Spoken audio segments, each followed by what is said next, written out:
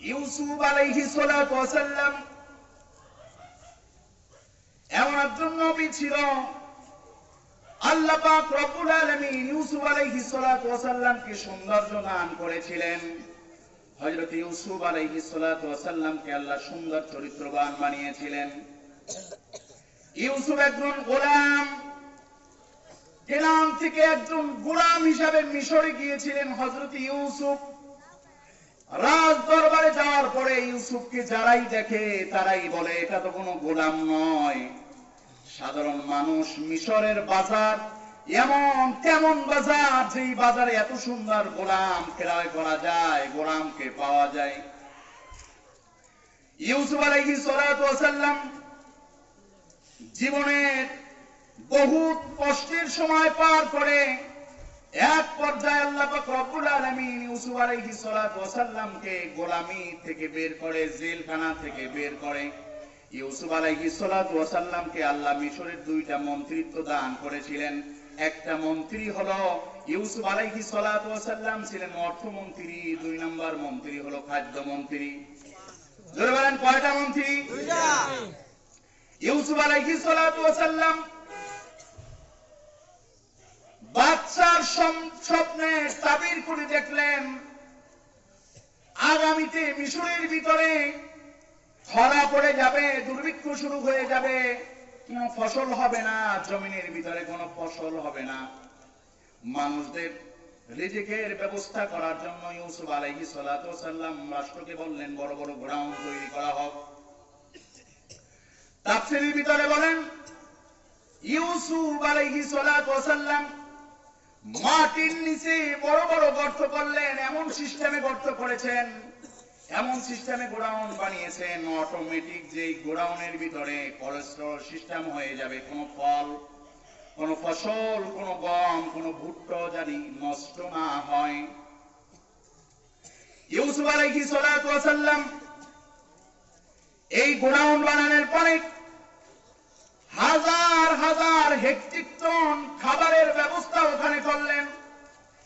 মিশর এবং আশপাশের রাষ্ট্রের সকল মানুষের কাছে সংবাদ পৌঁছিয়ে দিলেন দুনিয়ার ভিতরে এখন দুর্ভিক্ষের সময়, মিশরের খাদ্য দপ্তরের দরজা সকলের জন্য খোলা। যারাই ত্রাণ নেওয়ার জন্য আসবে তাদেরকে কম পক্ষে 100 করে গম দিয়ে দেওয়া হবে। 100 বলা হয় 3 কেজি 250 গ্রামের মতো হলো 100। আবার 3 কেজি 250 গ্রাম দেওয়ার পরে বাড়ি এসে দেখে মাত্র 2 কেজি, এমন কিন্তু ত্রাণ দেয় নাই।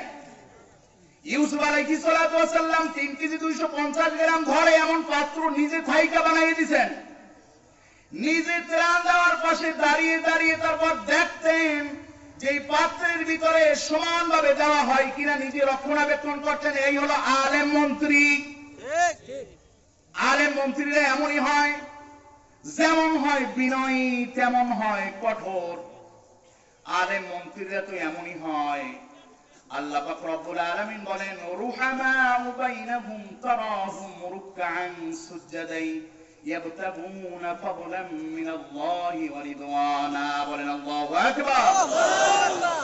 সাহাবায়ে কেরামরা এমনই ছিলেন, কাফিরদের বিরুদ্ধে যে সময় তরবারি উঠাইতেন শক্ত, আর পরস্পরের ভিতরে থাকতেন বিনয়ী। ওলামায়ে কেরাম সব সময় বিনয়ী থাকে, কিন্তু ওলামায়ে কেরামের একটা সিফাত হলো ওলামায়ে কেরাম দেহের শক্তি দিয়ে কথা বলে না। ওলামায়ে কেরাম নিজের বংশের শক্তি দিয়ে কথা বলে না, টাকার পাওয়ার দিয়ে কথা বলে না। ওলামায়ে কেরাম কথা বলে তার ঈমানি শক্তি দিয়ে ওলামায়ে কেরাম কথা বলে। জোরে বলেন ঠিক না বেঠিক? মোল্লা জিউর রহমাতুল্লাহি আলাইহির জামানায় বাদশাহ হারুন রশিদ সরকারি আলেমদের কাছে ফতোয়া চাইলেন, আমি রেশমি কাপড় পরতে চাই। কি অধৈর্য লাগতেছে নাকি আপনাদের? ওঠা বসা করেন না, কেউ ওঠা বসা করেন না। রেশমি কাপড় পরতে চাই।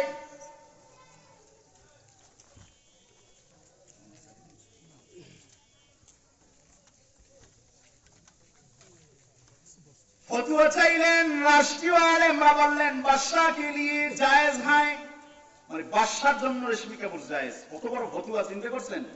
এখনো বাংলাদেশে এরকম উল্টো পাল্টা ফতুয়া দেয় কি দেয় না? জাহান্নামীরে জান্নাতি বানায়, জান্নাতীরে জাহান্নামী বানায়, এমন ফতুয়া দেয় কি দেয় না? এইরকম রাষ্ট্রীয় মৌলবী প্রত্যেক যুগে যুগে ছিল। এরা হলো হক্কানি আলেম নয়, এরা হলো উলামায়ে সু। ধরে বলেন ঠিক না ঠিক?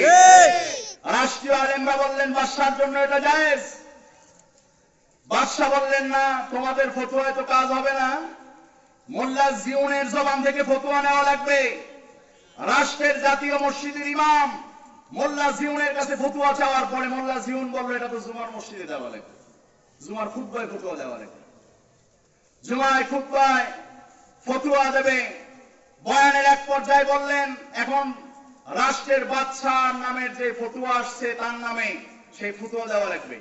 আপনারা সবাই শোনার জন্য প্রস্তুত? বলে হ্যাঁ। বলে মুফতি আর মুস্তাফতি যে ব্যক্তি ফতুয়া চাইছে আর যারা ফতুয়া দিছে দোনো ফেরকার মানুষ হলো কাফের। এখন বাদশার মেজাজ খারাপ, কোনোভাবে মোড়াইয়া চড়াইয়া নামাজ শেষ কইরা যাওয়ার পরই রাজ দরবারে গিয়ে বলে যাও তাড়াতাড়ি মোল্লা জিউনকে ধরে নিয়ে আস। ওই সমসাময়িক সময় মহিউদ্দিন আলমগীর বাদশার ছেলে ছিল মোল্লা জিউনেরও ছাত্র। মহিউদ্দিন আলমগীর উস্তাদের কাছে আইসা বললেন উস্তাদ জি আপনি আপনার ফতোয়া উর্দু করেন। বলে কেন? বলে আমার আব্বা তো আপনাকে গ্রেফতার করার জন্য বাহিনী পাঠাইতেছেন। বলে ও তাই নাকি? এই আমার মেসওয়াক দে, আমার জায়নামাজ দে, ওযুর পানি দে। আমি নামাজের মুসল্লায় দাঁড়িয়ে আমি আমার বাহিনীর কাছে ফোন পাঠিয়ে দেখি বাদশার বাহিনীর পাওয়ার বেশি না আমার আল্লাহর বাহিনীর পাওয়ার বেশি। মহিউদ্দিন আলমগীর দৌড় মাইরা বাবার দরবারে গেছে। যাইয়া বলে আব্বা আমি কিন্তু আমার উস্তাদ মোল্লা জিউনকে চিনি, আপনি আপনার গ্রেফতারি পরোয়ানার হুকুম উল্টো করে নেন। আমার উস্তাদ যদি নামাজের মুসল্লায় দাঁড়িয়ে বদরের বাহিনী চায় তাহলে আপনার মসনদ ভেঙে তসনস হয়ে যাবে। উলামায়ে কেরাম দেহের শক্তি দিয়ে কথা বলে না, উলামায়ে কেরাম ঈমানের শক্তি দিয়ে কথা বলে। জোরে বলেন ঠিক না ঠিক?